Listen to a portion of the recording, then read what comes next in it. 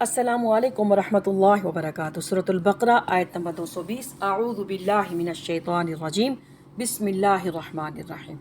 فی الدنیا والآخرہ ویسألونک عن الیتامی قل اصلاح لہم خیر وان تخالطوہم فاخوانکم واللہ یعلم المفسد من المصلح ولو شاء اللہ لأعنتکم ان اللہ عزیز حکیم۔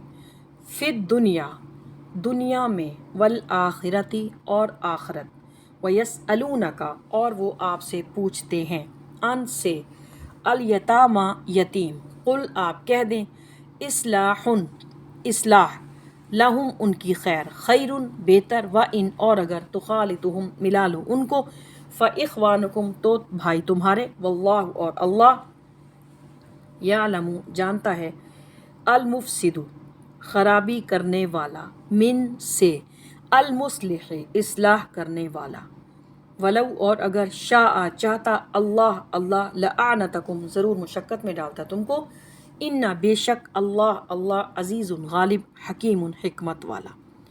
دنیا اور آخرت کے معاملات میں، اور یہ آپ صلی اللہ علیہ وآلہ وسلم سے پوچھ رہے ہیں یتیموں کے بارے میں، اے نبی صلی اللہ علیہ وآلہ وسلم ان سے کہہ دیجئے کہ جس طرز عمل میں ان کی بھلائی اور مصلحت ہو وہی اختیار کرنا بہتر ہے، اور اگر تم ان کو اپنے ساتھ ملائے رکھو تو وہ تمہارے بھائی ہی تو ہیں۔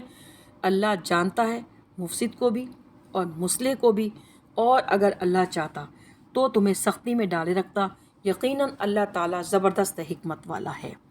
فی الدنیا والآخرہ، تمہارا یہ غور و فکر دنیا کے بارے میں بھی ہونا چاہیے اور آخرت کے بارے میں بھی ہونا چاہیے۔ دنیا میں بھی اسلام رہبانیت نہیں سکھاتا۔ اسلام کی تعلیم یہ نہیں ہے کہ کھاؤ نہیں، پیو نہیں، چلے کشی کرو، جنگلوں میں نکل جاؤ، نہیں۔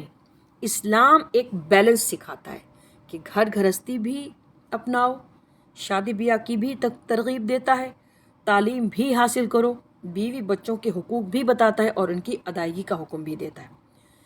اس کے ساتھ ساتھ تمہیں آخرت کی بھی فکر کرنی چاہیے۔ دنیا اور آخرت کے معاملات میں ایک نسبت و تناسب، ایک بیلنس رکھنا بہت ضروری ہے۔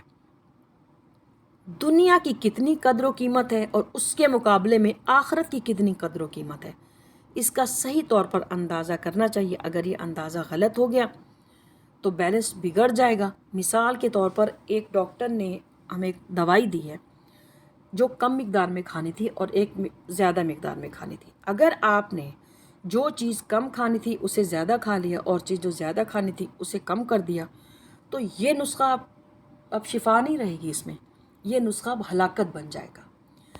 وَيَسْأَلُونَكَ عَنِ الْيَتَامَى قُلْ إِصْلَاحٌ لَهُمْ خَيْرٌ، ان کی مصلحت کو پیش نظر رکھنا بہتر ہے، نیکی ہے، بھلائی ہے۔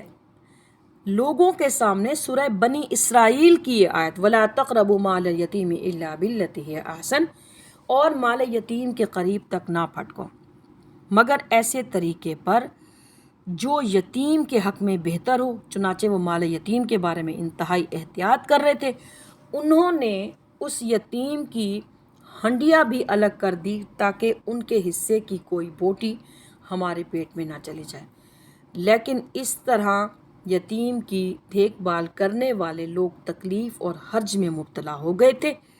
کسی کے گھر میں یتیم پرورش پا رہا ہے تو اس کا خرچ الگ طور پر اس کے مال سے نکالا جا رہا ہے اور اس کے لیے ہنڈیاں الگ پکائی جا رہی ہیں۔ فرمایا کہ اس حکم سے یہ مقصد نہیں تھا، مقصد یہ تھا کہ تم کہیں ان کے مال ہڑپ نہ کر جاؤ۔ ان کے لیے اصلاح اور بھائی کا معاملہ کرنا بہتر طرز عمل ہے۔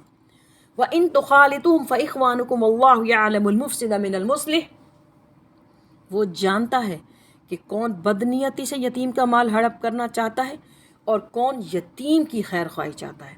یہ ہنڈیاں علیحدہ کر کے بھی گڑبڑ کر سکتا ہے، اور یہ وہ شخص ہے جو ہنڈیاں مشترک طور پر کر کے حق پر بھی رہ سکتا ہے۔ وَلَوْ شَاءَ اللَّهُ لَأَعْنَتَكُمْ، لیکن اللہ تعالیٰ نے تمہیں مشقت اور سختی سے بچا لیا اور تم پر آسانی فرمائی۔ ان اللہ عزیز حکیم، وہ انتہائی مشقت پر مبنی سخت سے سخت حکم بھی دے سکتا ہے، اس لیے کہ وہ زبردست ہے، لیکن وہ انسانوں کو مشقت میں نہیں ڈالتا بلکہ اس کے ہر حکم کے اندر حکمت ہوتی ہے۔ جہاں حکمت نرمی کی متقاضی ہوتی ہے وہاں وہ رعایت دیتا ہے۔ اللہ تعالی ہم سب کو یتیم کا مال کھانے سے محفوظ رکھے، آمین یا رب العالمین۔